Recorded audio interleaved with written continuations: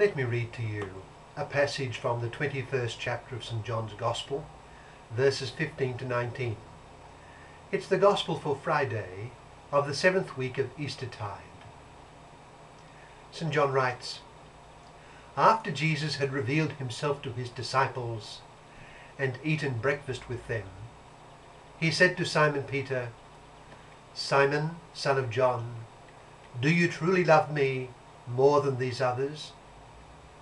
'Yes, Lord,' he said, 'you know that I love you.' Jesus said, 'Feed my lambs.' Again Jesus said, 'Simon, son of John, do you truly love me?' He answered, 'Yes, Lord, you know that I love you.' Jesus said, 'Take care of my sheep.' The third time he said to him, 'Simon, son of John, do you love me?' Peter was hurt because Jesus had asked him the third time, 'Do you love me?' He said, 'Lord, you know all things, you know that I love you.' Jesus said, 'Feed my sheep. I tell you the truth, when you were younger, you dressed yourself and went where you wanted. But when you are old, you will stretch out your hands, and someone else will dress you and lead you where you do not want to go.' Jesus said this to indicate the kind of death by which Peter would glorify God. Then he said to him, 'Follow me.'" That's from John chapter 21, verses 15 to 19. And what does it suggest to us? Well, our Gospel passage today is taken from the 21st chapter of St. John's Gospel. And there is something special about the position of this chapter in the structure of the Gospel. The previous chapter, chapter 20, would appear to have been the original conclusion to the Gospel, because the final two verses of that chapter, chapter 20, constitute an evident conclusion, summing up the purpose of the Gospel. But then a new chapter begins, almost as an addition or afterthought, and this time it is obviously primarily about Jesus and Simon Peter, with John the beloved disciple and the others getting a mention. The chapter appears to be a flashback that is meant to throw light especially on the subsequent role of Simon Peter in the early church. In its way, it is a special chapter pointing beyond the resurrection to the life of the church. So then, what do we see of Christ and Peter in this final chapter?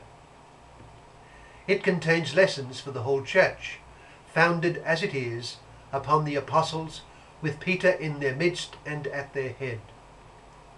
To begin with, we see the evident and altogether special bond between Simon Peter and Christ.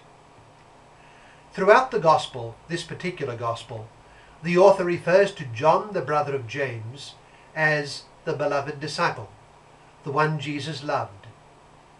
That is to say, Christ showed special affection for John. But nowhere does John presume to describe himself as the one who loved Jesus, that is to say, as if he was the one who loved Jesus more than did the others. Rather, John was filled with the experience of the love of Jesus for him. What our chapter today suggests is that it was Peter who loved Jesus more than the others, and that Jesus expected this of him because of his role in the church. When the voice of Christ was heard from the shore, the voice of the risen Jesus, John recognized that it was the Lord, and he said so. At this, it was Simon Peter who jumped into the water and made his way ahead of the others in order to meet the risen Jesus. It suggests that he led them in his love for Jesus. On the shore, it was precisely this that Christ asked to be assured of.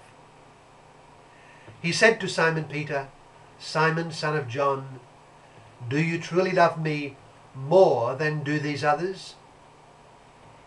He asked the question 3 times, with insistence, perhaps gently alluding to Simon's threefold denial during the Passion. Simon assured Christ, this time more humbly, that "Yes, Lord, you know that I love you."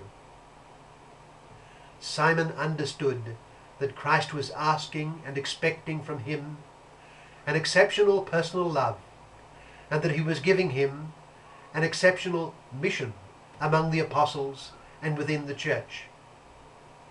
He was to feed Christ's lambs. He was to look after all his sheep. He was to be the chief shepherd of Christ's flock, and his entire inspiration had to be a personal love for the good shepherd who had laid down his life for the sheep.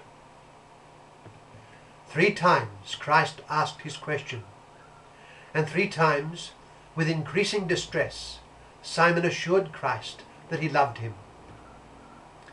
Peter would never have forgotten this pivotal conversation. In another of the Gospels, Simon is appointed by Christ to be the rock of the church. Simon is Peter, Peter the rock, and on this rock Christ would build his church. He would give to Peter the keys of the kingdom of heaven, empowering him to bind and to loose with heaven's authority. In the Gospel of St. John, our Gospel today, we are provided with a different scene, this time with the risen Jesus speaking to Simon and asking him to feed and care for his church, and intimating to him that his life of love for Jesus and of care for the church would be crowned with martyrdom. This role within the church to which Christ appointed Peter is handed on to Peter's successors, generation after generation. The Pope is the visible rock of the church, with responsibility to feed and tend the flock of Christ.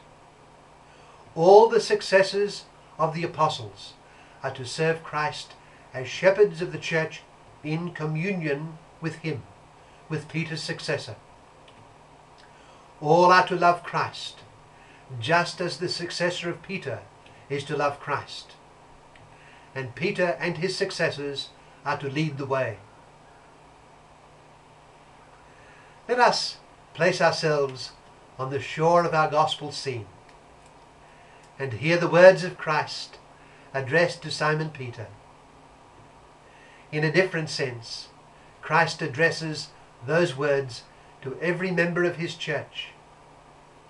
He says to each one of us, addressing each one of us by name, "Do you love me? Yes?